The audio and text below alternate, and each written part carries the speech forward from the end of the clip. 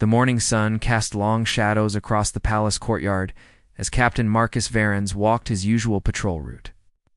At 53, his hair had turned silver, but his eyes remained sharp as a hawk's. He had served the crown for 30 years. Rising from a young recruit to commander of the king's personal guard, Varennes paused at the eastern gate. Watching his men change shifts, something felt different today.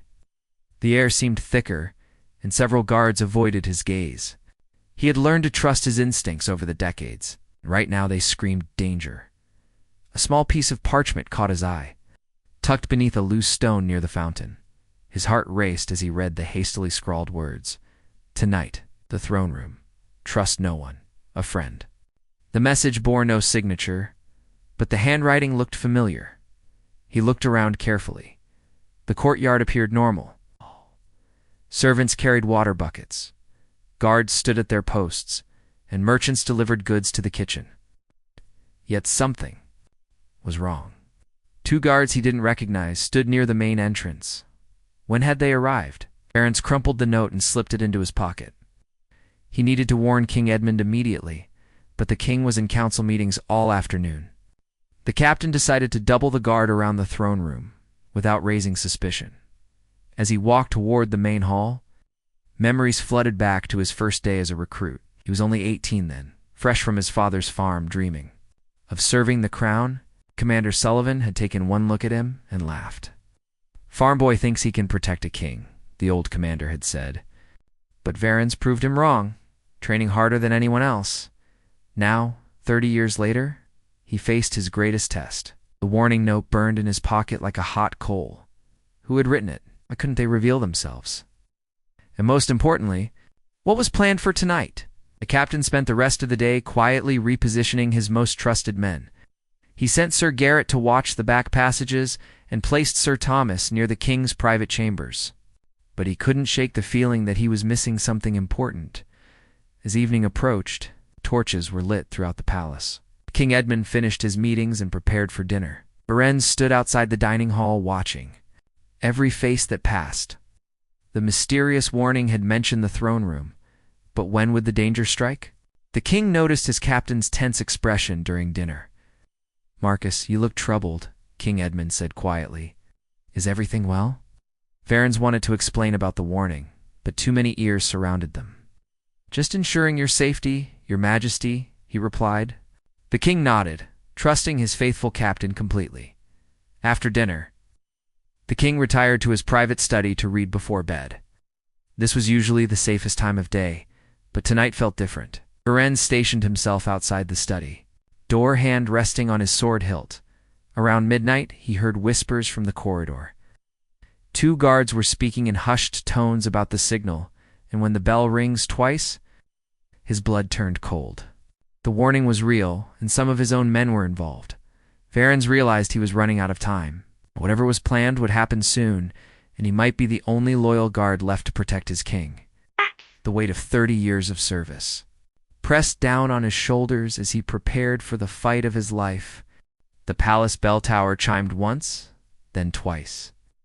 Varennes felt his stomach drop as he remembered the whispered words from earlier.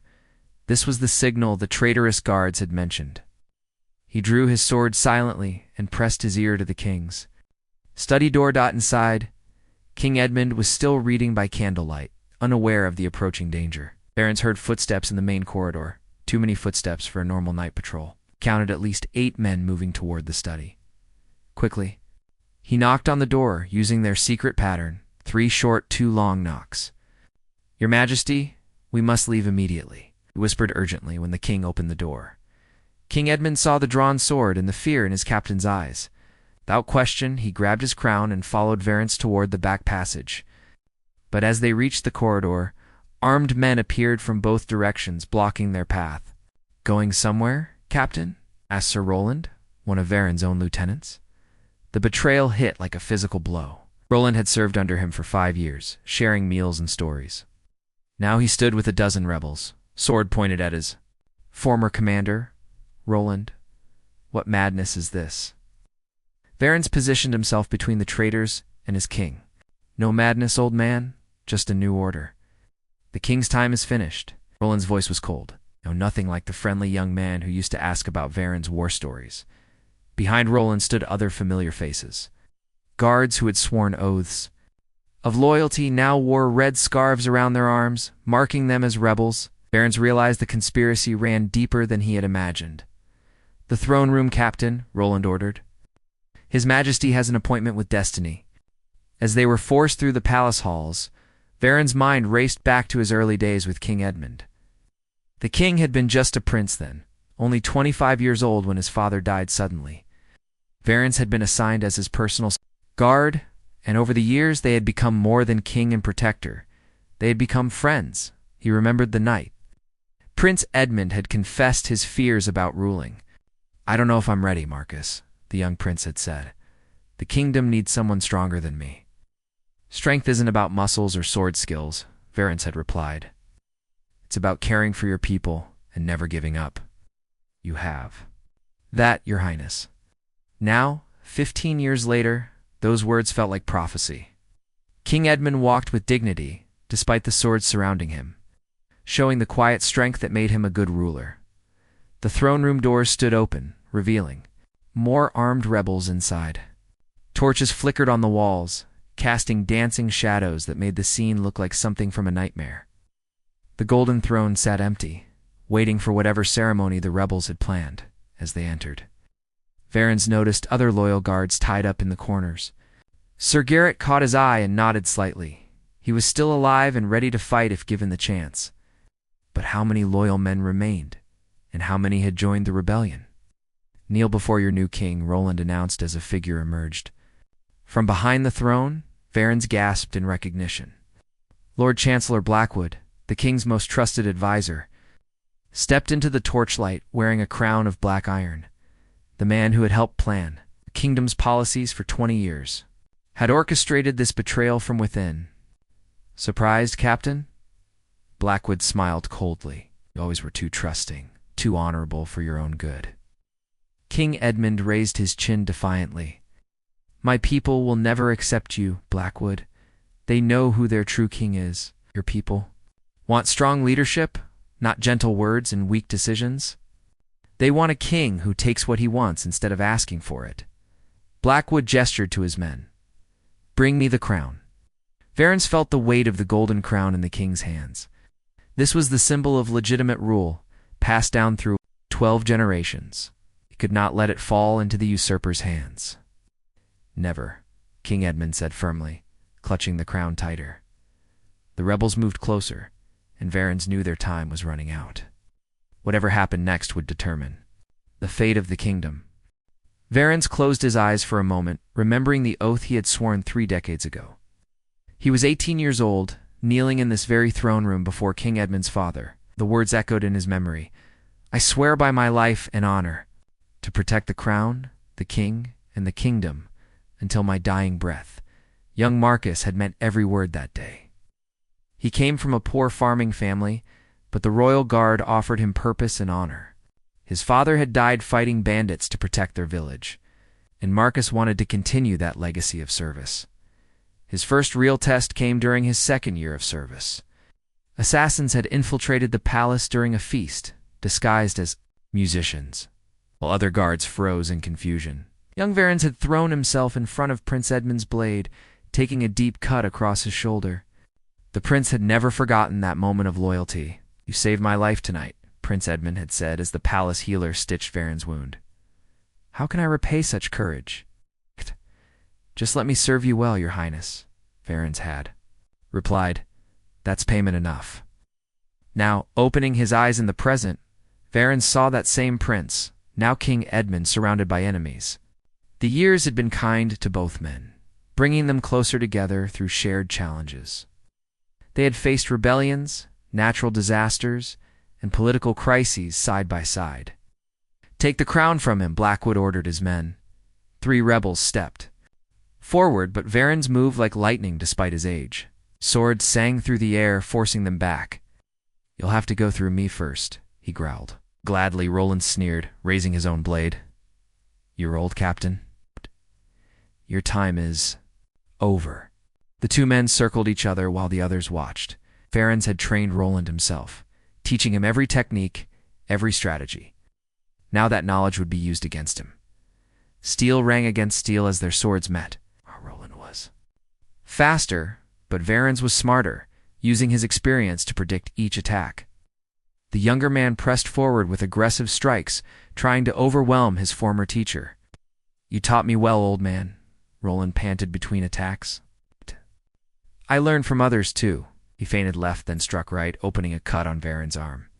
The captain gritted his teeth and fought on, refusing to give ground. Behind him, King Edmund stood tall, still clutching the crown. "Why, Roland?" Varennes asked as they locked blades. "You had honor once. What changed?" "Gold changed," Roland replied with a bitter laugh. "Blackwood pays better than loyalty." The admission stung worse than the sword cut. Varennes had believed his men fought for something greater than money. He had been wrong about Roland, but he wouldn't be wrong about his duty. More rebels joined the fight, surrounding the captain. Swords came at him from multiple directions. His armor deflected some blows, but others found their mark. Blood ran down his arm and side, but he kept fighting. "Enough," Blackwood shouted. "Surround them both. End this foolishness." A dozen armed men formed a circle around Varennes and the king. Escape was impossible now. The captain could hear his heart pounding as he realized these might be his final moments. "My king," he said quietly, not taking his eyes off the rebels. "It has been my greatest honor to serve you. I'm in mind to have you as my friend," King Edmund replied. "Whatever happens, Marcus, you have been the finest man I have ever known." The rebels charged forward as one. Varennes roared a battle cry and met them head-on, his sword a silver blur in the torchlight. He would make them pay dearly for every step toward his king. Even outnumbered, the old captain's skill showed. He dropped 2 rebels quickly and wounded a third before their numbers began to tell. A sword pierced his leg, another grazed his neck. Still, he fought on, driven by 3 decades of unwavering loyalty. "Fall back!" he shouted to the king. "Protect the crown!" But there was nowhere to retreat. The throne room had become a trap. Just as the mysterious warning had tried to tell him, now they faced their final stand together. Blood loss was making Varennes dizzy, but he refused to fall. 3 rebels lay dead at his feet, and 2 more nursed serious wounds. His sword arm ached, and his breathing came in short gasps, but his resolve never wavered. "You cannot win, Captain," Blackwood called out. "Surrender now, and I might let you live to see the new kingdom." "I would rather die a loyal man than live as a traitor's servant," Varennes spat back. Wiping blood from a cut above his eye, King Edmund stood behind him, the golden crown gleaming in his hands. The sight of it reminded Varennes of his coronation day 15 years ago. He had been so proud to place that crown on his friend's head, knowing the kingdom was in good hands. Edmund had been a just ruler, lowering taxes on the poor and building hospitals in every major town. He had negotiated peace with neighboring kingdoms and brought prosperity to the land. Yet here were his own people, trying to destroy everything he had built. "Why do you follow this pretender?" Varennes shouted to the rebel guards. "King Edmund has given you good lives, fair wages, and honor and service. What has Blackwood promised you that's worth betraying your oaths?" Some of the rebels shifted uncomfortably, but Roland stepped forward. "Pretty words won't save you, Captain. The old order dies tonight." As if summoned by his words, more rebels poured through the throne room doors. Varennes counted at least 20 now, far too many for one wounded man to handle. His strength was fading, but his determination burned, brighter than ever. The memory of his promotion to captain flooded back. King Edmund had been on the throne for only 3 years, when the previous captain died in battle against northern raiders. Many expected the king to choose an older, more experienced officer. "I want Marcus Varennes," the king had announced too. His counsel's surprise? "He has proven his loyalty beyond question." "But your majesty, he's still young," one advisor had protested. "Perhaps someone with more experience would be better." "Experience can be gained," King Edmund had replied. "Loyalty like his cannot be taught." The king had been right. Varennes had grown into the role, learning to balance strength with wisdom, discipline with compassion. He had become more than just a guard captain. He was the king's confidant, advisor, and closest friend. Now that friendship faced its ultimate test. The rebels were growing impatient, forming into attack formation. Varennes knew he couldn't defeat them all, but he could buy time. Perhaps other loyal guards would arrive. Perhaps someone would escape to warn the kingdom. Take them together, Blackwood commanded. But keep the king alive. I need him for the ceremony. The rebels charged as one massive wave. Varennes met them at the foot of the throne, his sword dancing in deadly arcs. He was older and wounded, but desperation gave him strength he didn't. No, he still possessed. His blade found marks in rebel flesh. But for every enemy he struck down, two more pressed forward. A spear grazed his ribs. A sword opened a gash on his thigh. Still he fought, stepping backwards slowly to stay between the attackers and his king. "Stand down, Marcus," King Edmund called out. "Don't die for my sake." "I won't die, your majesty," Varennes replied, parrying a vicious overhead strike. "But if I do, it will be with honor intact." Behind him, he could hear the king breathing heavily. Edmund was not a warrior like his captain, but Varennes knew he would fight too when the moment came. The thought of his gentle, scholarly king having to defend himself with violence made the captain's heart break. A rebel's sword slipped past his guard, opening a deep cut across his chest. Varennes stumbled, but kept his footing. The circle of enemies tightened around them like a noose. Time was running out. In the flickering torchlight, he saw Sir Garrett in the corner, still bound, but working frantically to free his ropes. If Garrett could break loose, maybe together they could turn the tide. But the rebels were closing in fast, and Varennes' strength was fading with each heartbeat. Sir Garrett finally broke free from his bonds, just as the rebels made their final push. He grabbed a fallen sword and charged into the fray, shouting the old battle cry of the royal guard. Two rebels turned to face this new threat, giving Varennes a moment to catch his breath. "Garrett, guard the king," Varennes yelled, pressing his hand against his bleeding chest wound. The loyal knight fought his way toward the throne, cutting down one rebel and wounding another. But more enemies poured through the doors. It seemed like half the palace guard had joined Blackwood's rebellion. "How many pieces of silver did it take?" Varennes demanded, facing Roland again. "How much was your honor worth?" "More than you'll ever see," Roland snarled, lunging forward with renewed fury. Their blades met in a shower of sparks. Roland was fresher, but Varennes fought with the desperation of a man protecting everything he held dear. Each strike carried 30 years of training and love for his king. Behind the fighting, Blackwood grew impatient. Enough of this. To the balcony. End this farce. Varennes looked up to see bowmen taking position on the gallery above. From there, they could shoot over the melee and strike the king directly. His heart sank as he realized the hopelessness of their situation. "Edmund, get behind the throne," he shouted, but there was nowhere to hide from arrows shot from above. King Edmund surprised everyone by stepping forward instead of seeking cover. "I will not cower like a rabbit while brave men die for me," he declared. "This is my fate. I face it as a king should." The sight of his sovereign's courage gave Varennes new strength. He remembered the day Edmund had been crowned, how nervous the young prince had been. "What if I'm not worthy of this crown?" Edmund had asked. "You already are," Varennes had assured him. "A man who worries about being worthy usually is." Facing death, King Edmund proved those words true. He stood straight and proud, holding his crown high like a banner of defiance. "You see," Blackwood called to his men, "even now he clings to power. Take the crown, and this ends." But Varennes saw something else in his king's stance. Edmund wasn't clinging to power, he was protecting a symbol. The crown represented every good decision, every law that helped the poor, every moment of peace the kingdom had enjoyed. It was hope made manifest in gold and jewels. An arrow whistled down from the gallery, aimed straight at the king's heart. Without thinking, Varennes threw himself sideways, taking the arrow in his shoulder. Pain exploded through his body, but he stayed standing. "The crown, Edmund." He gasped. "Don't let them have it." More arrows rained down. Garrett fell with a shaft through his leg, still trying to reach his king. The remaining loyal guards were overwhelmed by superior numbers. Hope seemed lost. But Varennes had one last strategy, born from desperate love for his king and kingdom. If he couldn't save, Edmund's life, he could at least save what Edmund represented. He could protect the crown itself, the symbol that would one day inspire others to restore the rightful rule. "Your Majesty," he called out, his voice growing weak from blood loss. "The crown. Give it to me." King Edmund understood immediately. If the captain held the crown, he would protect it with his dying breath.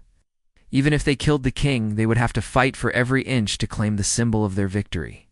"It would be my honor, old friend," King Edmund said, his voice breaking with emotion. As the crown passed from king to captain, Varennes felt the weight of history in his hands.